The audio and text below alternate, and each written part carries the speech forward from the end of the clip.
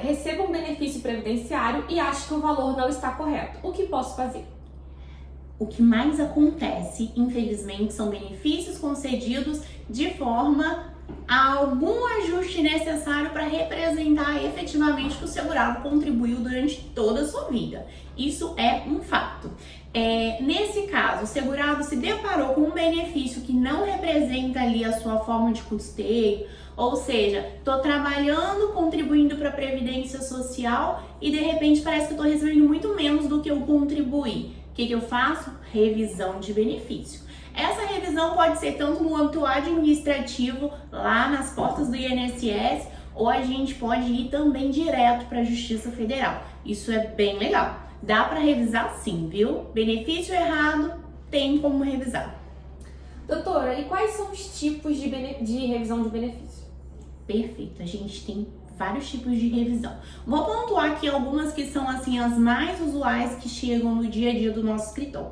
Por exemplo, revisão de fato. O que significa isso? O benefício foi concedido e ali naquele período de concessão o INSS não considerou tudo que deveria ter considerado e aí acabou gerando um benefício menor. Por que isso acontece? Acontece muito. Porque o tempo de contribuição costuma influenciar no valor do benefício. E o salário de contribuição também influencia direto no valor do benefício que o segurado vai receber. Então, por exemplo, teve período de contribuição que não foi considerado. Que tipo de período pode ser esse, doutora? Pode ser, por exemplo, serviu período militar, não foi considerado e sim deveria ter sido para melhorar aí talvez a sua futura aposentadoria ou benefício que você já recebe. Período rural acontece bastante, servidor que tinha período de atividade rural não levou conhecimento do INSS ou se levou não foi considerado pelo INSS. Também vale a pena sim fazer pedido de revisão considerando o período de atividade rural. A grande maioria a gente acaba desencadeando sempre na Justiça Federal. É bem difícil, né? Além disso, tem mais períodos que a gente pode considerar. Período, por exemplo, de reclamação trabalhista. Olha que legal. Você ganhou lá na Justiça do Trabalho, computa automaticamente para o INSS? Não, precisa sim levar lá para o administrativo. Se não foi validado no administrativo, tem que ir para a Justiça Federal de novo. Não é automático, tá? Ganhou reclamação trabalhista, foi só o primeiro passo, ainda tem mais coisas para fazer. Dentro da revisão de fato, o que mais pode ser feito? Olha, aí eu vou te dizer uma coisa que sempre acaba desencadeando uma revisão judicial ou administrativa, período de atividade especial. Ou seja, trabalhou lá mediante ruído, calor, agentes químicos, hidrocarboneto, sílica, entre outros. Ou se não, agentes biológicos, pessoal da área de saúde. A gente faz muita revisão de área de saúde, que é o pessoal que trabalhou lá com o quê? Enfermeiros, médicos na linha de frente, então tá sujeito ali a vírus, protozoários, entre outras, tá? Fungos, bactérias de modo geral, então tá sujeito a risco de saúde. E INSS muitas das vezes pega o documento principal, PPP, Perfil Profissiográfico Previdenciário, e aí com base naquele documento ali não reconhece a especialidade, sendo que o segurado tinha direito à especialidade. 2 motivos: INSS analisou errado o documento. Outra coisa que pode acontecer, e acontece muito, Laura, sabe o que é? É quando o segurado leva o documento com preenchimento errado. Vale a pena uma live só sobre aposentadoria especial e só sobre requisitos de PPP. Sim. Porque é muito detalhe que precisa ser observado e quanto antes vocês conseguirem observar esses detalhes, melhor para resolver a vida do segurado. Então assim, para começar, a gente falou dessas revisões, que é a revisão de fato. Mas tem outras revisões também. Tem, por exemplo, a revisão do teto previdenciário, que são pessoas que contribuíram durante muitos anos ali acima, eu vou dizer acima do teto, não, eles tiveram salários muito altos e o INSS concedeu no teto previdenciário.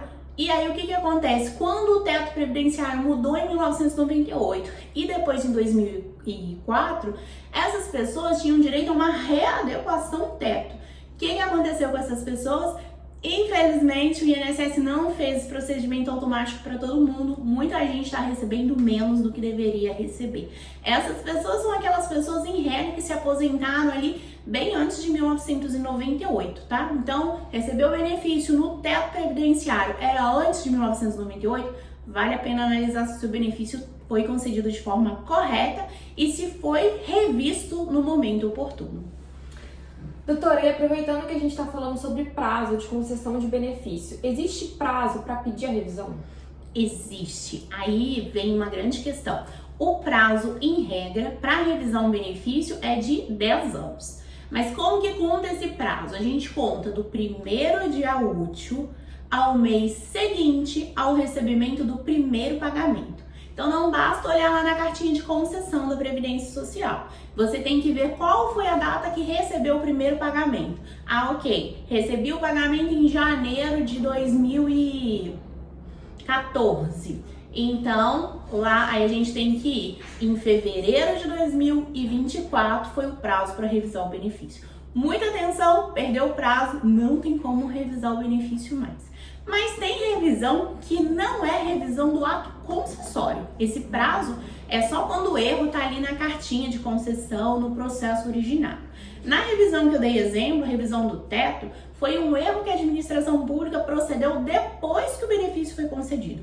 Essa revisão é muito bacana, porque para ela não se aplica o prazo decadencial, que seria ali de 10 anos.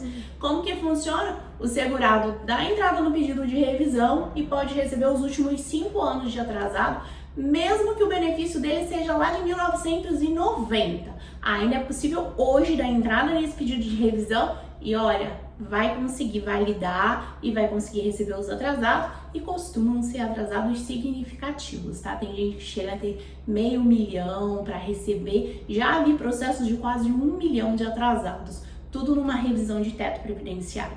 A gente pensa assim, uau, isso tudo? Não! Olha o tanto que esse segurado foi prejudicado. Não é que ele está sendo beneficiado agora, é que ele foi prejudicado nisso tudo e mais um pouco, porque ainda passou um período de prescrição que possivelmente esse segurado tinha direito a receber melhor e não recebeu. Verdade, eu vou aproveitar para chamar a atenção para a importância de um advogado de previdenciário de confiança para analisar a viabilidade da revisão, né, doutora? E analisar o benefício também, para ver se está certinho. Isso, principalmente assim, porque às vezes você leva o caso. Eu gosto de falar que o especialista, eu sempre falo para os clientes, procure um especialista em todos os sentidos que vocês imaginarem.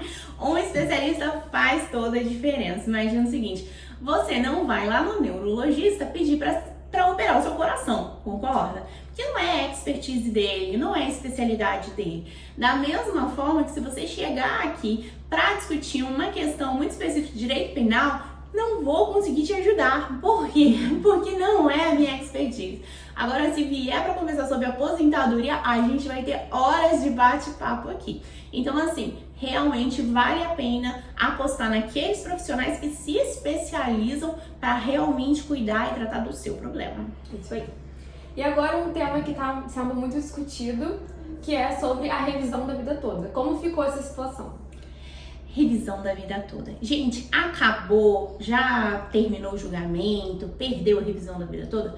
Não, a gente ainda não finalizou o julgamento da revisão da vida toda, tá? O que aconteceu da última vez, acho que foi o tema da nossa primeira live, né? Só atualizando aqui, quem não sabe o que é revisão da vida toda, que pra não pegar o bonde meio andando, revisão da vida toda era uma forma que se buscava revisar benefícios do INSS, tinha que observar esse prazo de 10 anos também, e aí na revisão desses benefícios buscava-se incluir na base de cálculo todo o período contributivo do segurado. Por quê? O INSS só considerava contribuições a partir de julho de 94 para frente. E o que ficava atrás disso? Contava para alguma coisa? Para tempo de contribuição, sim, mas salário de benefício, não. E isso prejudicou muita gente. STJ aprovou a revisão da vida toda, Supremo Tribunal Federal, com muita luta e garra, nós conseguimos ir a revisão da vida toda no Supremo. Aí quando foi esse ano, o ministro Barroso colocou na pauta de julgamento um processo que já estava mais de 20 anos para ser julgado, que falava sobre as regras de transição. E aí no julgamento dessa prejudicial de revisão da vida toda, entendeu-se que a revisão da vida toda não seria possível. Mas foi o processo de revisão da vida toda? Não, foi uma prejudicial da revisão da vida toda.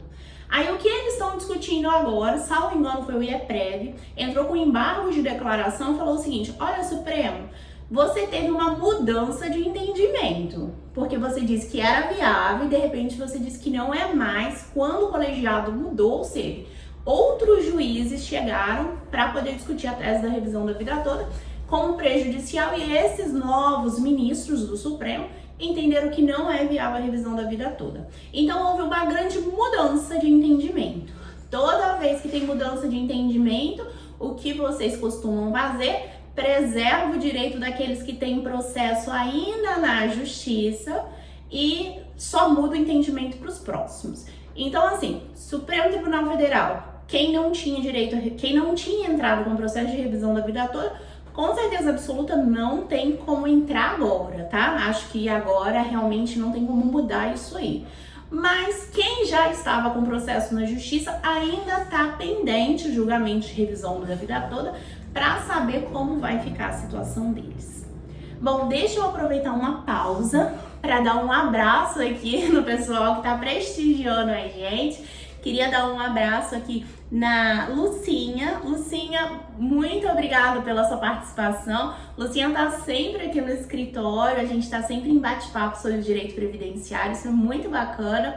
Queria mandar um abraço também para o Maurício Pessoa. O Maurício Pessoa tá sempre prestigiando aí as nossas publicações, as nossas lives. Muito obrigada. Mandando um abraço também para Vanessinha, que entrou e tá prestigiando. E olha, deixa eu ver se tem mais gente aqui. Eu vi que tem uma pergunta ali em cima. Uau, tem bastante gente aí. Vou deixar a Laura providenciar, localizar a nossa perguntinha aqui e passar pra gente poder esclarecendo, tá bom? Tem mais pergunta, Laura? Então, eu vi que tem uma pergunta ali no chat, acho que a gente podia dar uma lida pra ver o que ela tá falando. Perfeito. Laura vai dar uma conferida aí pra gente. Ó, é da Tatiane Vasconcelos. Insalubridade também conta na revisão? Uau, conta assim, a insalubridade a gente só precisa tomar um pouquinho de cuidado, porque o INSS trabalha com critérios de nocividade. A Justiça do Trabalho já trabalha com critério de insalubridade. O fato da pessoa ganhar insalubridade na Justiça do Trabalho não significa que ela vai ter direito na aposentadoria especial a essa contagem diferenciada. E vice-versa é a mesma coisa.